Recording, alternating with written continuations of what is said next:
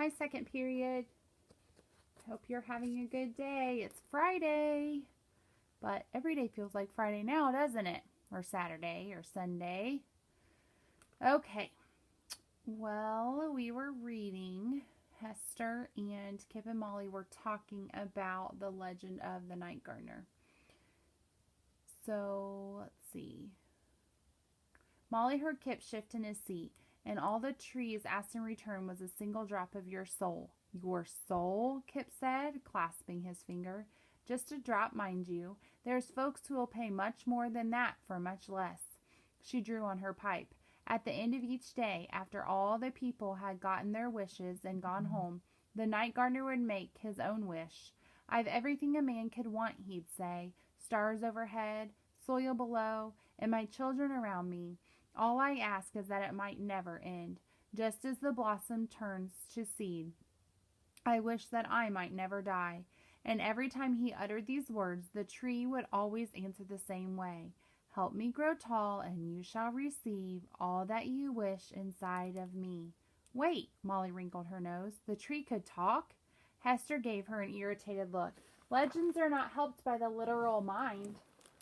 The tree spoke. That's all I know. She relit her pipe, which had gone out. So the night gardener spent his day caring for the tree, and the tree spent its day caring for people. And at the end of every day, when the sun fell from the sky, the night gardener would make his wish of the tree, and the tree would answer as it always had. Help me grow tall, and you shall receive all that you wish inside of me. Years passed, and the tree grew stronger and taller. The other plants in the garden withered and died, but the man did not care. He wanted only to tend to his beloved tree. And then one day, when the man was very old, he came to the tree one last time. He fell before it, hobbled and weak. All I have is gone, he said. My garden is bare. My body is broken. I have given my life to help you grow. In all these years, never once have I tasted your fruit. And now I ask with my very last breath, will you grant my wish? The tree was now enormous. Its branches nearly scratched the sky. And this time it answered a little differently. Now I am tall, so now you'll receive all that you wish inside of me. And with that, the tree spread its branches and leaned over with a great broad trunk. It opened its mouth wide and, she clapped her hands together, swallowed the man whole. The old woman sat back in her chair, looking spent. And that is the legend of the night gardener. Molly sat for a moment in confused silence. That cannot be all, she said. What happened to him after that? He died, I suppose, or he didn't, the woman shrugged. The legend doesn't tell that part. Molly felt a flush of anger the way she did when someone had tricked her. But it has to end proper. Stories don't have to do anything. They just have to be. She leaned forward. But imagine if it were true. She stared between them, her eyes shining. Imagine what a person could do with just a little clipping from a tree like that. She wet her lips. Why, she'd be queen of the world. Or she'd be swallowed whole, Kip said. Hester rapped her knuckles against the tree. Sharp as ever, this one. She cackled and peered out across the room. Orange light was bleeding in through the shutter cracks, and Molly realized that it must be nearly sundown. I'd love to stay here and chat, but then you two might be going home in the dark, and we can't have that. Kip volunteered to fetch the wagon and suggested that Molly stay behind to help Hester with her pack. Molly helped the old woman gather her things, and the two of them emerged from the tavern. She breathed deep, tasting the fish air in the late afternoon. I'm sorry if my story wasn't to your liking. Hester adjusted her pack, teetering slightly. Perhaps you can make up an ending that suits your fancy. Seems like cheatin', Molly said. She was staring at the bottom button hanging from the woman's neck. Hester touched the button. Funny things, wishes. You can't hold 'em in your hand, and yet just one could unmake the world. She looked up at Molly. I can imagine that a person who knew where to get wishes might think it was smart to keep it a secret. The woman had the same hungry look in her eyes as before. Molly took a step back, wishing that Kip would be faster with the cart. There's no use talking about it, she said. It's all just made up lies anyway. Hester gave a little chuckle. You asked me for your story, now you call it a lie. She folded her arms. So tell me then, what marks the difference between the two? Agitated as she was, Molly couldn't help but consider the question. It was something she had asked herself in one form or another many times in her life.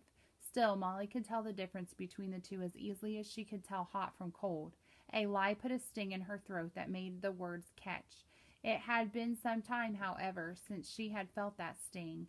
A lie hurts people, she finally answered. A story helps them.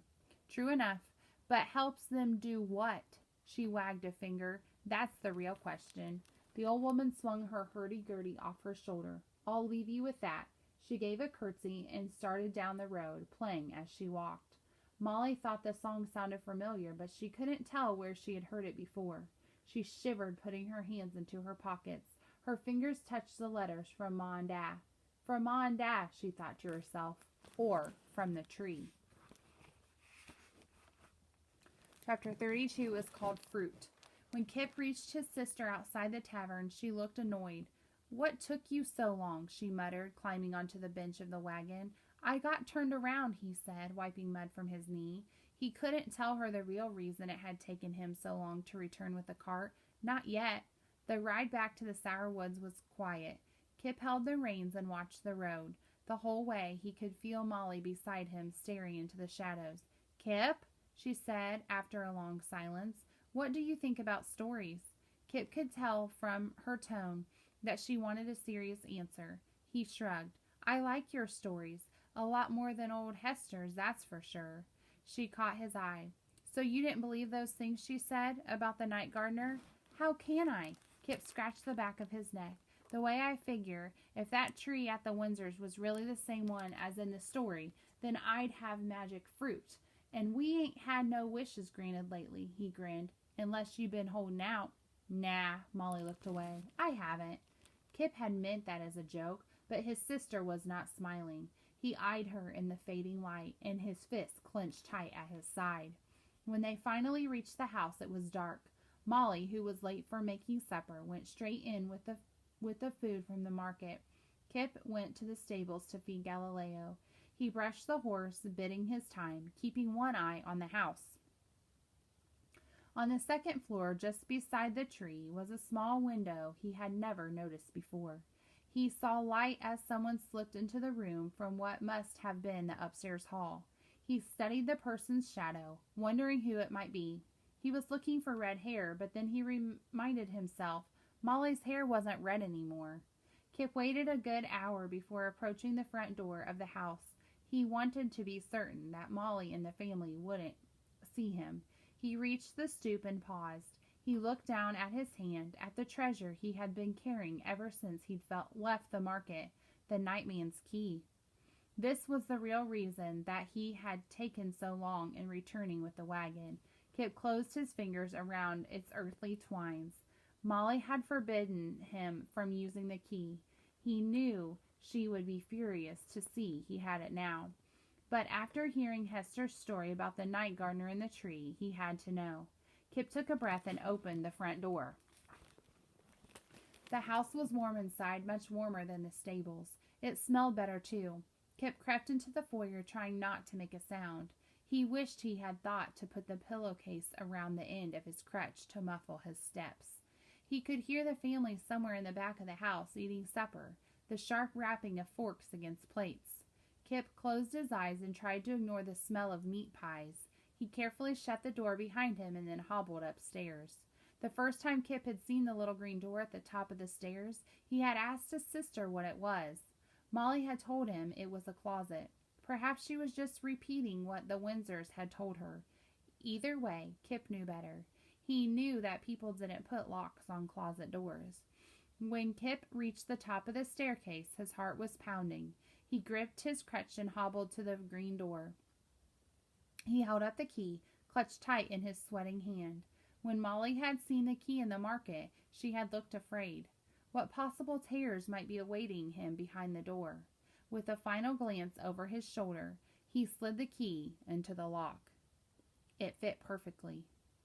He turned the key and heard the sound of a bolt sliding away from the jab. The strain was apparently too great for the root, made key.